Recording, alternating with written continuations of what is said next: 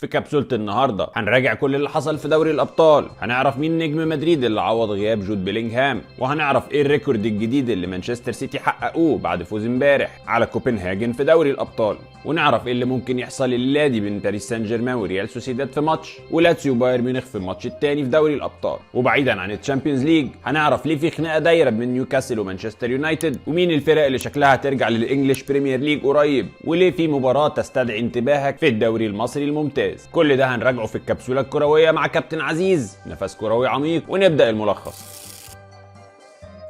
بكل الحب هنتكلم عن الحب، قصدي بكل الحب هنتكلم عن الكورة في عيد الحب، النهارده الفالنتاين، وانما حبنا الاول والاخير لكرة القدم. في دوري الابطال امبارح مانشستر سيتي بيغلب كوبنهاجن هناك في كوبنهاجن ب3 أهداف مقابل هدف، بعد ما السيتي تقدم 1-0. خطأ قاتل من إيدرسون يؤدي التعادل لكوبنهاجن 1-1 والماتش يكهرب، لكن سرعان ما يرجع السيتي بهدف تاني من برناردو سيلفا وتبقى النتيجة 2-1، وبعدها في الشوط التاني يقتل الماتش تماما بهدف من الراجل الفورمة فيل فودن.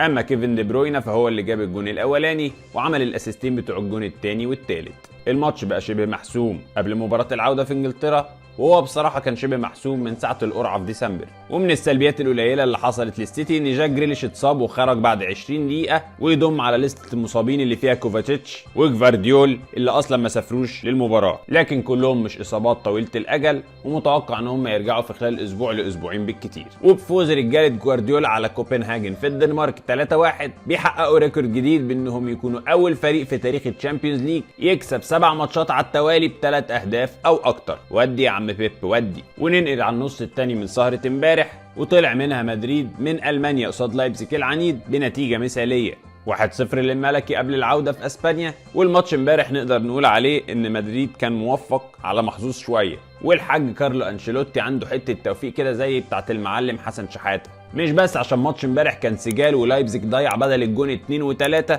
وكان عادي ان المباراة تخلص تعادل على اقل تقدير، ولا كمان ان عشان لايبزيج اتلغى له جون في اول المباراة اقل ما يقال عليه انه فيري سوفت او طري قوي، واتلغى على سبب في وجهة نظري انا شخصيا ضعيفة شوية. يعني من الاخر الجون كان عادي ممكن يتحسب، ولكن التوفيق ما كانش في كده بس. هنا الراجل البركة انشيلوتي مع اصابة جود بيلينغهام ينزل مكانه ابراهيم دياز، وهوب ابراهيم دياز يعمل هجمة عنترية يلف باللعيب اللي ماسكه ويرقص واحد في التاني، وهوب يروح حاططها بليسنج في المقص اليمين، حاجه ولا اروع، ولا كأن جود بيلينغهام ما كانش موجود امبارح. والملكي بمن حضر. جدير بالذكر برضو ان زي ما لايبزيج ضيع في المرتدات فينيسيوس جونيور كان هيعور لايبزيج، وفي واحده في الدقيقه حاجه و70 رقص المدافع ترعيسه ولا احلى برازيلي اصلي، وراح حطها بسن الجزمه ضربت في القائم، كانت كفيله ان هي تموت الماتش. بس في الاخر مدريد هو اللي يروح مبسوط.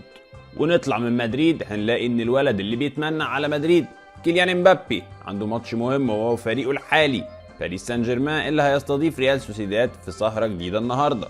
ريال سوسيداد هيكون ضيف تقيل وبيلعبوا ضغط اجريسيف، ومش هيدوا فرصة لباريس يتمرقع ويتدلع ويباصي ويروح ويجي زي ما بيلعب الفرق الصغيرة في الدوري الفرنسي، وعشان كده المهمة مش هتكون سهلة، واعتقد هيبقى ماتش حلو. والناحيه الثانيه الماتش اللي مش هيقل نديه هيكون في ايطاليا، حيث لاتسيو اللي بيستضيف بايرن ميونخ المجروح الموجوع، بايرن اللي عنده سيرجي جنابري مصاب وكينجزلي كومان، بايرن اللي لسه شايل قبح 3-0 من باير ليفركوزن ومكسور، بايرن اللي تحس ان الكيمياء بتاعته بين اللعيبه وبعضها مكسوره، وليروي ساني مش هو، وهاري كين اتطفى، والفريق ما بقاش مرشح قوي لا للدوري ولا لدوري الابطال. والنهارده هتكون ليله حاسمه في انه يرجع للمومنتم ويعمل حاجه او يطفي اكتر واكتر. ونطلع من دوري ابطال اوروبا نروح على انجلترا، والفريق اللي معظمنا بيحبه وبيتعاطف معاه ليستر سيتي مولع التنجيد في الشامبيونشيب وفارق ب 12 نقطه في الصداره، وقاب قوسين او ادنى انه يوصل للدوري الانجليزي تاني. وليدز يونايتد بيكسبوا سوانزي 4-0 عشان يحافظوا على نفسهم في المركز الثاني ورا ليستر سيتي، وشكلهم ناويين يرجعوا تاني بسرعه هم كمان. اما مانشستر يونايتد ونيوكاسل ففي بينهم ماتش بس بره الملعب.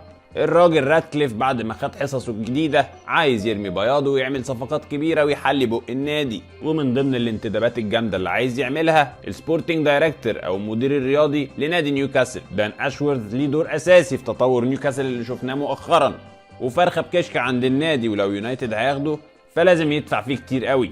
ولو هنتكلم على الصرف فهل نيوكاسل هيعلي او يعمل كاونتر اوفر عشان يقعد الراجل بتاعهم؟